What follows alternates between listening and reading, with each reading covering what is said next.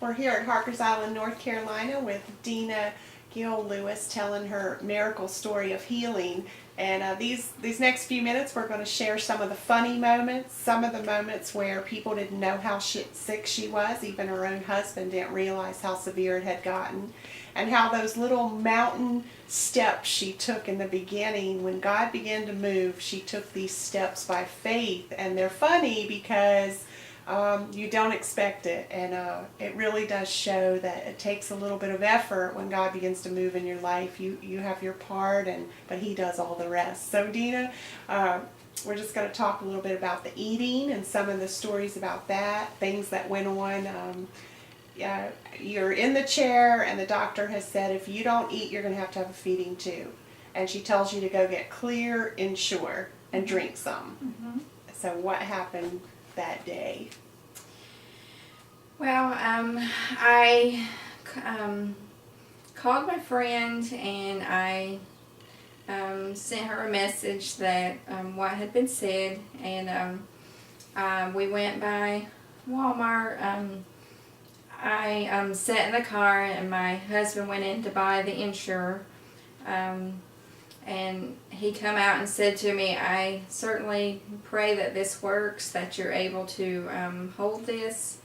So we get home, my friend comes up to pray with me, and then when she left, I, for the first time that night, drank the Ensure. I really had to force it in me by faith. I had to pray really hard, as I had, my stomach had shrank. I had very little desire to eat, but I was able to hold that. And then that night, for the first time, after about 9 weeks of not eating and not sleeping, held the Ensure and was able to sleep all night. And now, prior to that, on different occasions, you tried eating. One time, I believe there was an apple. Yes, my son, I had been feeling really weak, and he said, Mama, I think you need to eat. So he went and peeled me an apple and sliced it and brought it to me, and he said, here, Mama, eat this. You need some strength. So I ate the apple, and within 5 minutes of eating it, I began to throw up, projectile, to the point where I was so weak that I felt like literally I was going to throw my lungs up. And another friend called at that time, this is what's kind of funny, and gave you a solution. And what was that? She told you could drink some... Yes, and then I had a friend who I've known all my life, and people didn't realize how sick I was. I don't think at one point I even realized how sick I was, but they were very concerned, and because of having a son who had a kidney transplant and had a lot of issues, try not to reject his kidney after doing well for so long. Some people seem to think it was just anxiety and nerves, even to the point at one time the doctors was even sold on that idea. But I had a friend text me and say that, stress can kill you. Take it easy, girl. I love you. Take a warm bath and drink some chocolate milk. In which I had just threw up for about 15 minutes straight after eating the apple. And so at that time, I was so weak that I couldn't think a whole lot on it. But now it's sort of humorous to think, whereas it was...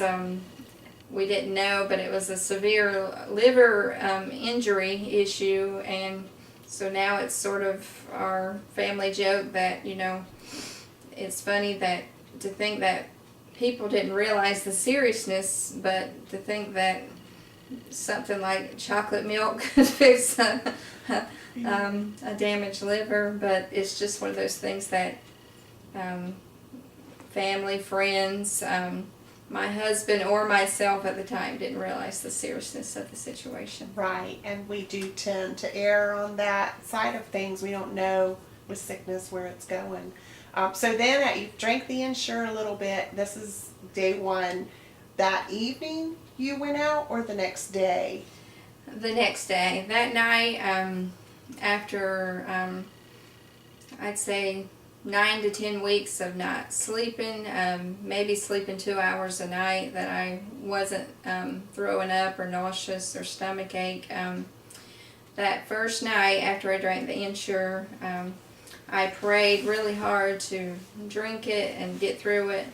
And after all them weeks, I laid down that night and slept the whole night. And had the doctor had got me at the time to, she said, you know, drink the Ensure, take some Phenigrin, because you're going to need the anti-nausea medicine. Your stomach hasn't held something in so long. So at that time I did what she asked me to, went to bed, slept all night, woke up and felt a whole lot better than I had felt in about 3 months' time. And so y'all decided to go out. Yeah, so the next day I told my husband, I said, you know, it's been 3 months I've been confined to the bed. I've hardly been able to walk from the bed to the bathroom. My heart rate going crazy, nausea, vomiting. He said, well, what do you want to do, sweetie? And I said, I want to get out and do something. And so we decided to take them to the Maritime Museum. And when we got there, I was very weak, but I told him, I said, you know, it's a step of faith. I can't sit in this bedroom and just die. Mm-hmm. And so we got there, and they took us on the tour upstairs, which was swivel stairs. And I was so weak at that time that I thought that I wouldn't make it. So I prayed my way up the stairs. And the man, the tour guide, didn't realize what had previously happened. So he says, "Oh, you're young. You can do this easy." And my husband whispered to me, "He doesn't know what you've been going through the past 3 months. To look at you, you wouldn't say you've been through that." So we you made it to the top of the stairs. We walked up the top of the stairs. At one point, something said, "You're not going to make it," and I said, "Oh, yes, I am." And I said, "By faith, I've conquered a lot of things, and I'm going to conquer this one." So we got up there, and we sat there for a while and looked outside by the waterfront, and I felt at that point hope and restoration, because like God was beginning to do something, because even though it took a lot of effort and a lot of faith, I was able to get up the stairs. So we was there for a while, and then it was a lot easier going down the stairs after I'd overcome the obstacle in my mind of being able to do it after being so weak for so long.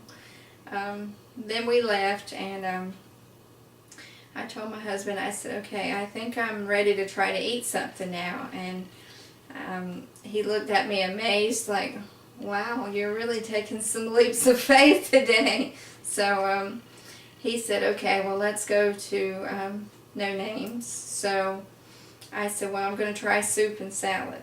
Well, the specialist had said that for a while she didn't want me to eat certain things, and Italian was one of the things on the list. Well, we got there, and she said, "Well, I'm sorry, darling, we don't do soup and salad anymore." And so I was looking over the menu, and I'm like, well, a big cheeseburger probably wouldn't be the wisest. And I'm like, but I said, you know what, who cares, I'm going to get the meatball soup. And so my husband was like, wow, you're really going to take some steps of faith, aren't you, girl? So I got the sub, and without any hesitation, I was able to eat it was 2 slices. It was like a 12-inch, and I was able to eat half of that with no problem. And then you ate the other half the next day. And then I ate the other half. She said she wanted me to work on weight before I come back, that she wanted me to gain at least 2 pounds, or they were going to put me in the hospital. So I told my husband, I said, I'll save the other half and eat it tomorrow. And he said, sounds good to me. So the next day I drank a bottle of the Ensure, and then I ate the sub also. And I began to get stronger, and it's been a walk of faith, but not just a walk of faith, but seeing God honoring faith ever since. How about that? That's awesome. And then, okay, so you're well on your way. You're believing God for great things. How about the healing revival? You got the invitation to go to that. How much before you actually started eating and getting better a little bit? I got that about a month and a half before, when I was very sick. My niece had called, and I told her, I said, I would love to come, sweetie, but I haven't even been to my own church in over 2 months. I said, I haven't been able to go with my kids. I've had a good friend who has been helping getting them there. I've had family who's been helping me get them there, and I said, there's just no way. I don't see it possible. And she said to me, she said, well, in a rational world, yes, I really don't see it happening when you're this sick. But in a spiritual world, I'd like to see you come to that place where you will be going. And she said, so I'm leaving it to you. And at the time, we just left it like that, and she would continually send me text messages that she was praying for me, and she loved me, and she thought about me. And but then after my friend had prayed with me, and then I was able to hold the Ensure, and I took the step of faith to go with my family and do something after being in the bed so long. I then called my niece, and I said, you know what, I'm going to take another leap of faith, and I think that I want you to come and get me for that revival. And she said, praise God, that's what I've been believing for. So this revival was how far away from where you live?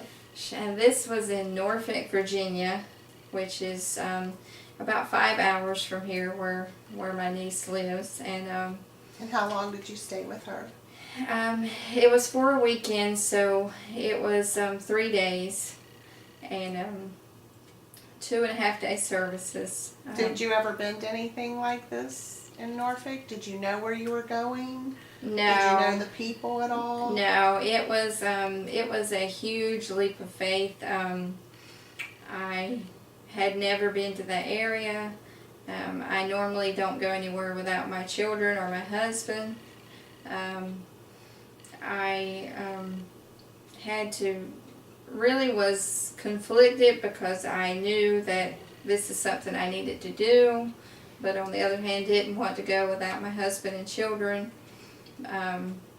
But being it was a women's healing revival, my husband just felt it was better for me to go with my niece and sister. So even on the way up there, I faced some opposition, because thinking was, something said to me, okay, what if you get sick while you're up here, and your husband who's helped take care of you, your family who's helped take care of you, you're 5 hours away, what are you going to do? And I thought to myself, I'm going to do what I've always done. I'm going to have faith and trust God. So, and when I left the driveway that day with my niece and my sister, I had tears in my eyes because I didn't want to leave my children or my husband.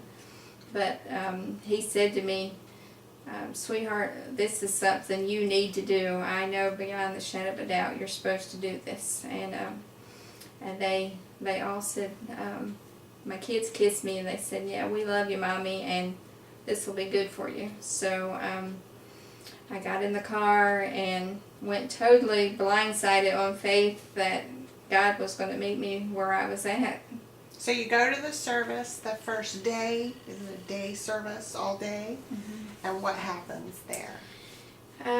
We went and I met the preacher who was going to be there, the speaker, met the church family before, and they wanted to know a little bit about what had been going on. And they said that they were going to be praying that day for a lot of people, and that they were going to pray with me as well. And so it turned into an all-day service. We were there for 8 hours. We just prayed, and there was the presence of God was there. How many people were there? And it was approximately about 75 to 100 people there. A lot of women gathered around and loved on me. God bless some people that didn't know me. I had never seen those people that come there from that church, and then there was some that was from all over the world, from Ohio, from Indiana, from Pennsylvania. I met several people, and we just began to pray. And by the time that in the evening, when the evening was coming, I began to feel myself get hungry. And they said they were going to have a dinner for all the people. So they invited us in, and they had subs and soup and chips and desserts. So at that time, I ate a sub, I ate some soup, I ate some chips, and I ate a cupcake. And this lady said to me, sweetheart, I do believe you're cured. And at that time, I really felt strengthened and encouraged, and since I've come back, it's just been day and night from what it was. Praise the Lord.